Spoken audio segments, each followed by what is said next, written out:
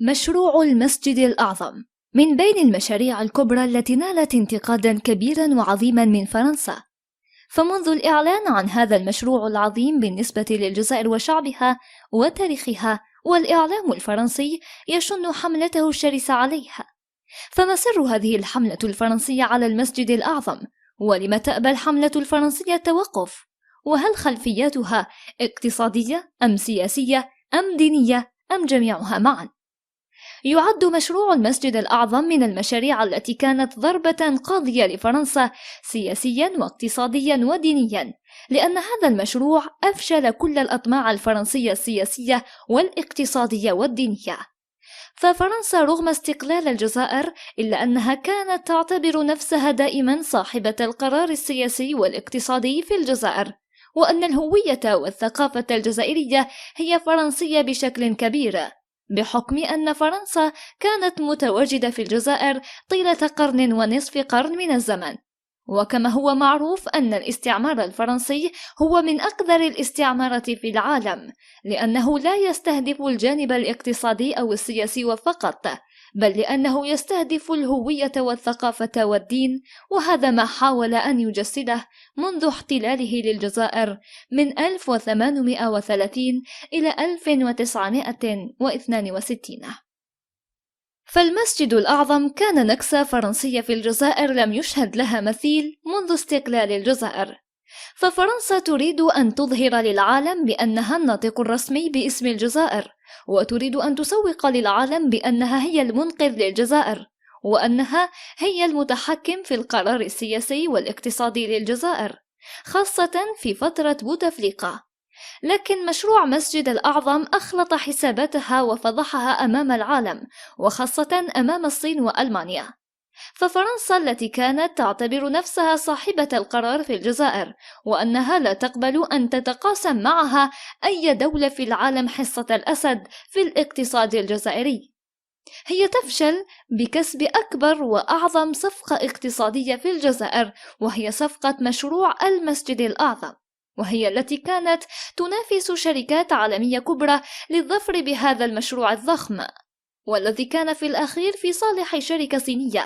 وهذا ما أغاظ فرنسا كثيرا، وراحت تهاجم هذا المسجد عبر إعلامها وجرائدها وأذنابها في الجزائر، بل فشلت حتى في الإشراف عن مكتب الدراسات بالمسجد الأعظم الذي كان من نصيب مكتب دراسات ألماني يتكفل بها بعدها مكتب دراسات من إطارات جزائرية. ولم تتوقف الضربات القاضية لفرنسا لهذا الحد وفقط، بل حتى أثناء محاولة أحد صحفيي الفرنسيين إجراء تحقيق سري عن مشروع المسجد الأعظم، فبعدما تحصل الصحفي الفرنسي عن التأشيرة ودخل الجزائر توجه مباشرة للمحمدية حيث موقع المشروع، وفي موقف استفزازي حاول ولوج أبواب المشروع، وهو الذي لا يتوفر على أي رخصة، وكان من الطبيعي أن يمنع من الدخول. وهذا ما اعتبرته الجريدة الفرنسية إهانة لها وللصحفي الذي أرسلتها، والذي بدوره حرر بعد عودته لفرنسا خائبا مقالا فيه الكثير من التجني والتشكيك بحدوث فساد في المشروع. ولكن رغم كل هذه الضربات القاضية والنكسات لفرنسا وإعلامها بسبب المسجد الأعظم، إلا موقع بناء مسجد الأعظم يعد أكبر نكسة وأقوى ضربة قاضية لن تنساها فرنسا. موقع بناء المسجد الأعظم كان بمحاذاة مصب وادي الحراش الشهير في البحر، واختيرت له بطحة شاسعة بمدينة المحمدية، ولم يكن اختيار المكان اعتباطيا كما يبدو، حيث يكشف التعمق في تاريخ المنطقة عن وقائع تاريخية لها علاقة بحملات الحرب الصليبية على الجزائر وعلى معالم المسيحية التي غرستها فرنسا أثناء احتلالها للبلاد، حتى أن الشاطئ البحري المقابل للجامع عرف واحدة من أكبر غزوات التاريخ، فهناك هلك أسطول شارلكان أو كارلوس الخامس ملك إسبانيا في معركة غزو صليبي سنة 1541 لا يضاهيها من حيث الحجم والقوة إلا حملة فرنسا على الجزائر سنة 1830. والمنطقة التي بني عليها المسجد الأعظم كانت مركزا للكاردينال شارل مارسيال ألمان لافيجرية أكبر مبشر مسيحي بالجزائر ومؤسس جمعية الآباء البيض المسيحية، الذي ربط علاقات جيدة مع رجال الدين المسيحيين بالمشرق ودعاهم للقدوم إلى الجزائر لمساندته في حركته التبشيرية بعد انتقاله إلى الجزائر سنة 1867، حيث أصبح كبير أساقفتها واهتم بالتبشير. فأسس سنة 1868 جمعية المبشرين بالجزائر التي تعرف باسم الآباء البيض لبيغ بلانش ذائعة الصيت. وأسس في السنة الموالية جمعية الأخوات البيضاوات التي كان لها نشاطا تبشيريا كبيرا يهدف لتحويل مسلمي الجزائر إلى الديانة المسيحية. وحرص لافيجري على جعل الجزائر بابا لتنصير القارة الإفريقية التي أرسل إليها بالفعل عددا من البعثات التبشيرية إلى غاية وفاته بالجزائر في شهر نوفمبر 1892.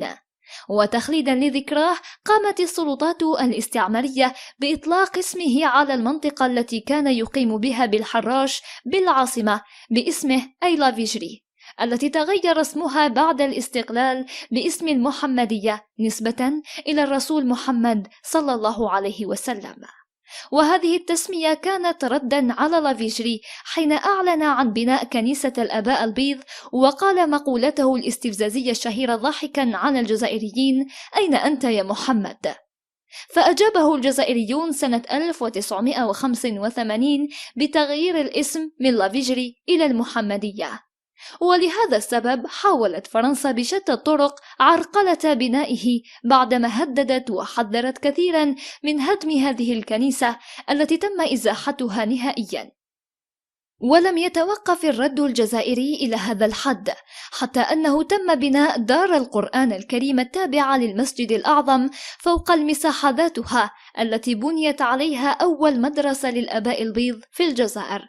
بل حتى طول مئذنة مسجد الأعظم لها معنى عميق جدا، فهي لم تكن بطول 270 متر حتى تكون هي الأطول في العالم وفقط. وهذا ما جعل بعض الأصوات الفرنسية تنتقد المنارة الشاهقة المجسدة في المشروع تحت حجة إمكانية سقوطها في حالة وقوع زلزال كبير.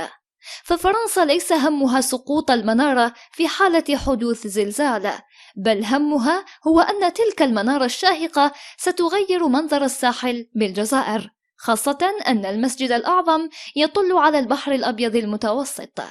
فقبل بناء المسجد الأعظم وقبل تشييد تلك المنارة الشاهقة كان من الوهلة الأولى وأنت قادم من فرنسا أو من مارسيليا أول شيء تراه في الجزائر وهي كنيسة السيدة الإفريقية.